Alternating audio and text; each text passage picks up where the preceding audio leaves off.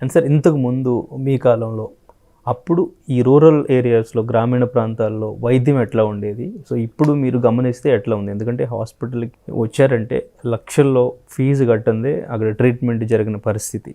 So అప్పటికి ఇప్పటికీ differences ఏమొచ్చినాయి అంటారు? మా కాలంలో మా చిన్నతనంలో డాక్టర్లు లేరు, మాకు ఆర్ఎంపీ డాక్టర్లు కూడా లేరు. మాకు చదువు చెప్పే టీచరే ఒక సిరంజి జేబులో పెట్టుకొని వచ్చేవాడు.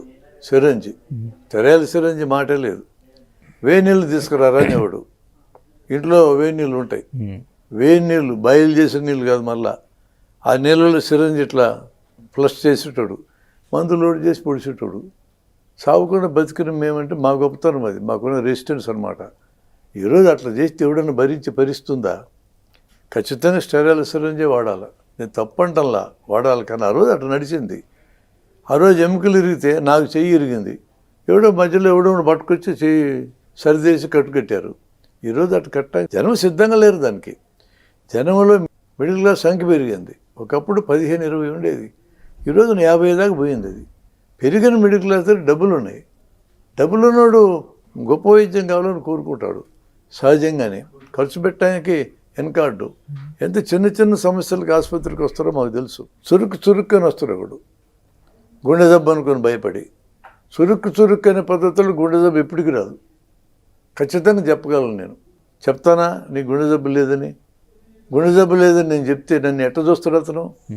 100 కిలోమీటర్ల నుంచి చూస్తే గుండె జబ్బు లేదంటాడు, ఇది చెప్పటానికి కానీ 100 ఇచ్చింది అంటాడు. అందుకని అట్లా అనుకుంటాడేమో. నేనేం చేస్తా, ఈసీజీ తీయించుకో, ఈకో తీయించుకో, ట్రెడ్మిల్ తీయించుకొని 2000కి పెడతా పునాది. వాడు 2000 వదిలించుకుంటే వాడు హ్యాపీ. 2000 ఖర్చు పెట్టించినా నాకు 100 రూపాయలు ఇవ్వడానికి వాడికి సంతోషమే. ఏమి నీకు 2000 మిగిలిస్తే నాకు 200 ఇచ్చుకోదు, నీకేం రోగం? ఆ కన్సెప్ట్ లేదు జనంలో. ఖర్చు పెట్టించినవాడు పెద్ద డాక్టర్. ఆ తర్వాత ఆ టెస్టుల్లో ఏముండదు.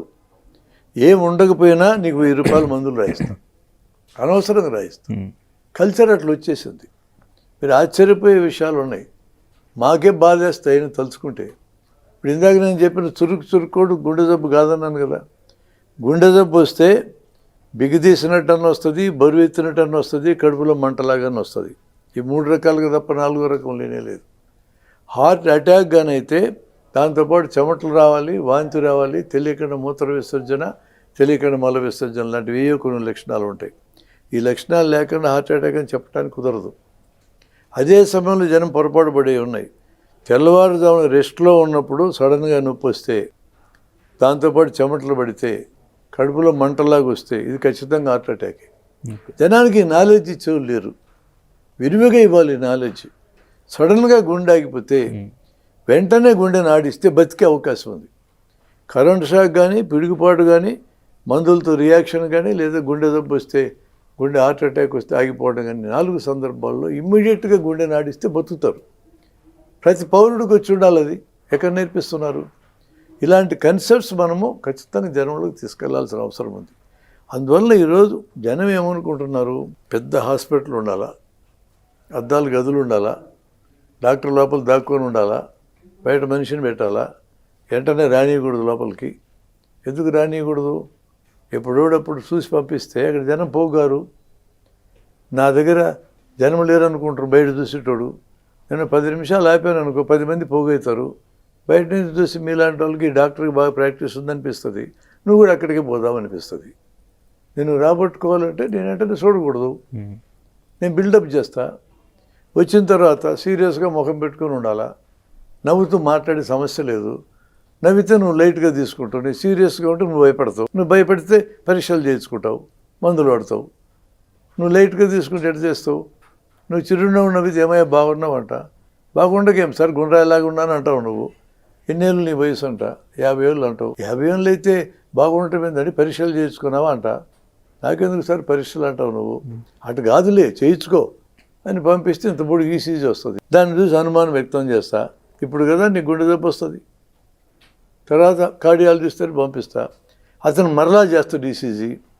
నిన్ననే కదా సార్ తీర్చుకున్నా అంటావు నువ్వు. నిన్నటి ఈసీజీలో నీ గుండె యొక్క నిన్నటి పరిస్థితి తెలుస్తుంది, ఈరోజు పరిస్థితి తెలియాలంటే మళ్ళీ తీయాలి కదా అంటే ఏమంటారు మీరు? ఏముంది మీ దగ్గర ఆర్గ్యుమెంటు? ఏం లేదు, తీయాలి మళ్ళీ. అది తీసి ఊరుకుంటానా, మిగతా పరీక్షలు చేస్తా. ఫైనల్గా ఏమంటా, కొరోనరీ యాంజియోగ్రామ్ తీసుకో అంట.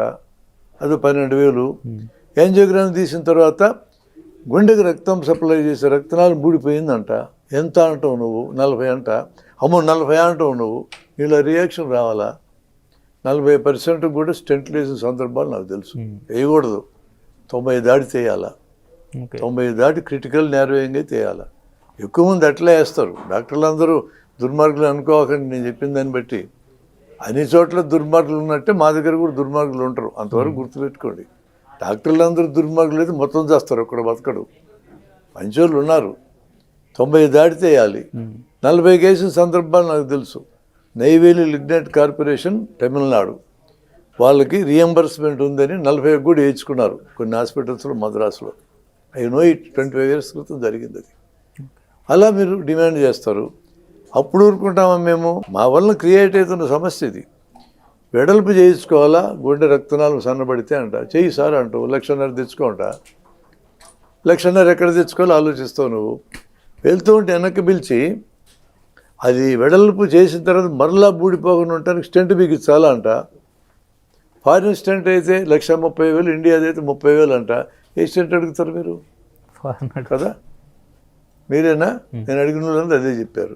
6 లక్షలు అవుతుంది. 40%కి 6 లక్షలు పెట్టాలా? అవసరమా? డాక్టర్లకి వాళ్ళకి తెలుసు దుర్మార్గులు ఉన్నారని. అర్థం కాదు. మీరు అట్లా అర్థం చేసుకోకూడదు. ఠాగూర్ సినిమా చూసి డాక్టర్లందరూ దొంగలు అనుకుంటున్నారు. తప్పది. ఆ సినిమా తీయటమే తప్పు. డాక్టర్లందరూ దొంగలు కాదు. కానీ వ్యాపారం వైద్యంలో వచ్చినాక మిగతా రంగాల్లో దొంగలు అయినట్టు ఇక్కడ కూడా వస్తారు కొంతమంది. నేను అవాయిడ్ చేయలేము దాన్ని. జనానికి కల్చరు దానంతరది రాలే. మేము కలిగించిన కల్చరు. టానిక్లు తాగితే బలం వస్తున్న కల్చర్ ఎవడిచ్చాడు? మేము నేర్పిస్తాను కదా, వాళ్ళకి తెలుస్తుంది. ఏముంటుంది టానిక్లో? 130 రూపాయలు ఖర్చు పెట్టి కొనే టానిక్లో 250 ml ఉంటుంది. బేరస్ టానిక్ అనే కంపెనీది ఉంది. ఇప్పుడు 135 దాని ఖరీదు. 10% ఆల్కహాల్ ఉంటుంది. ఆల్కహాల్ దేనికి పనికి వస్తుంది? చావడానికి తప్ప. లివర్ ముక్క ఉంటుంది 5 గ్రాములు. 5 గ్రాములు లివర్ ముక్క 2.5 రూపాయలు. 10% ఆల్కహాల్ 2.5 రూపాయలు. మొత్తం కలిస్తే 5 రూపాయలు ఉంటుంది దాంట్లో. దాన్ని అమ్మేది 135. పొద్దున్న 3 మూతలు, మధ్యాహ్నం 3 మూతలు, రాత్రి 3 మూతలు తాగమంట. మాంసం ఏం పోతుంది? తాగితే సీసా అయిపోద్ది. మళ్ళీ కొనుక్కో అంట. టానికులతో బలం వచ్చేది మందుల కంపెనీలకి, మనుషులకు కాదు. మందుల పరిశ్రమలకి. ఇట్లాంటి విషయాలు ఎవరు చెప్పాలా? న్యాయంగా మేము చెప్పాలా? మేము అవి చెప్పలేదుగా. అవి చెప్పకుండా కొనుక్కో బలం వస్తుందని చెప్పినాం. ఇట్లాంటి కల్చర్ వచ్చింది. మొత్తం డిస్టార్టెడ్, ట్రంకేటెడ్, తలకిందులు హెల్త్ కల్చర్ అంటారు దీన్ని. ఈ కల్చర్ అనేది దానంతరం అది రాలే. వైద్యం వ్యాపారమయం కింద మారిన తర్వాత ఈ కల్చర్ని మా ద్వారా జనానికి ఇంజెక్ట్ చేసిన ఈ కంపెనీలని. మేము నిమిత్త మాత్రమే, చాలా చిన్నోళ్ళం మేము. ఈ కంపెనీలు చాలా పెద్దవి. ఇందాక నేను చెప్పినట్టు సెలైన్ చుక్కలు వేస్తే వాడి మీద కేసు లేదు. పిల్లల్ని బతికించిన ఈ కపిల్ ఖాన్ని 8 నెలలు జైల్లో పెట్టారు. ఇట్లా ఉన్నప్పుడు సహజంగా ఏమనిపిస్తుంది? వైద్య వృత్తిలోకి రావడానికి భయం ఒక పక్క జరుగుతుంది. రెండో పక్క మేము న్యాయంగా ఏమి ప్రజలు అర్థం చేసుకోలేదు అనిపిస్తుంది. ప్రభుత్వాలు కూడా ఆలోచించుకోవాలి. మనం చర్య తీసుకోవాల్సింది ఇక్కడ కాదు, వేరే చోట అనేది. ఇలాంటి అన్ని కాంప్లెక్స్ ఇష్యూస్ రావడానికి కారణం ఈ రోజున వ్యాపారమయమైన వైద్యం.